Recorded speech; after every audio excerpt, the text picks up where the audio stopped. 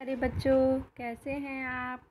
चलो आज मैं आपको क्लास 7 का हम पंछी उन्मुक्त गगन के चैप्टर समझाऊंगी। इसके लेखक हैं शिवमंगल सिंह सुमन। तो आप कठिन शब्द नोट कर लीजिए। पहले कठिन शब्द उन्मुक्त हो गया, पिंजरबंद हो गया, पुलकित हो गया, कटुक, स्वर श्रृंखला,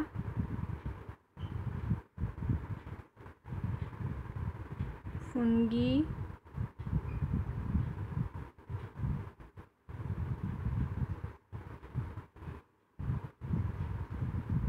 ठीक है। और जो भी आपको कठिन शब्द लगे इसमें से आप अपना लिख कर उसकी प्रैक्टिस करना। तो ये है चैप्टर हम पंछी उन्मुक्त गगन के। उन्मुक्त कहते हैं आज़ाद, तो आज़ाद रहना पसंद करते हैं। हम क्या है, हम भी आज़ाद रहना पसंद करते हैं।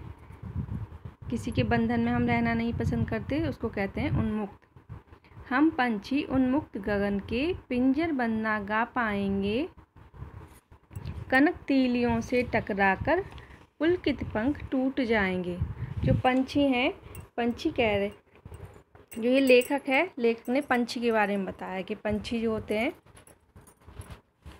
आज़ाद रहना चाहते हैं, वो किसी के बंधन में नहीं रहना चाहते, तो उसके बारे में बताया है। तो पंछी कह रहे हैं कि हम आज़ाद गगन में उड़ना चाहते हैं, हम पिंजरे में नहीं रह पाएंगे।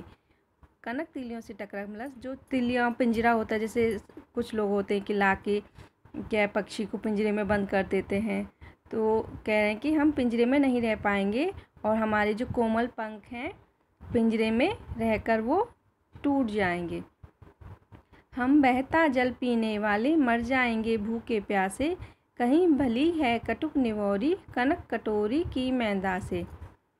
वो क्या है कि कह रहे हैं कि हम क्या है, बहती नदी रहती हैं, तो पंछी क्या होते हैं उसमें जाकर बैठते हैं और पानी पीते हैं, तो उनकी प्यास बुझ जाती है। तो कि हम बहता पानी पीने वाले हैं और निवौरी खाने वाले हैं। हमें क्या है, जो निवौरी हमें पसंद होती है, निवौरी होती है पेड़ पे लगी रहती हैं, जो नीम का पेड़ होता है उस पर निवौरी लगती हैं छोटी छोटी सी, तो उन्हें क्या होता है, हम मैदे की चीज़ हमें पसंद नहीं है, हमें निवौरी पसंद है। स्वर्ण श्रृंखला के बंधन में अपनी गति उड़ान सब भूले, बस सपनों में देख रहे हैं तरु की फुनगी पर के झूले। स्वर्ण श्रृंखला के बंधन में अपनी गति उड़ान सब भूले, मतलब हम क्या है, हमें सोने के पिंजरों में बंद करो तो हमें वो बंधन लगता है, और उसमें रह के क्या होता है, हम अपनी उड़ान भूल जाते हैं, मतलब उड़ना भूल जाते हैं। और हम क्या है, बस उसमें रहकर सपने देख रहे हैं कि पेड़ है, पेड़ की टहनी पर हम लोग बैठे हैं और झूला झूल रहे हैं। ऐसे थे अरमान की उड़ते, नीले नभ की सीमा पाने, लाल किरण सी चोंच खोले, चुगते तारक अनार के दाने।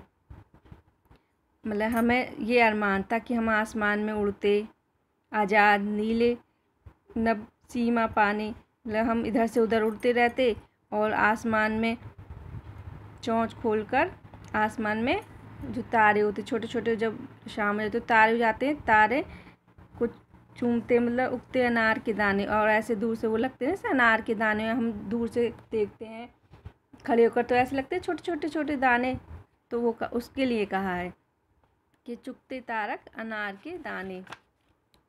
होती सीमाहीन क्षितिज से इन पंखों की होड़ा होड़ी,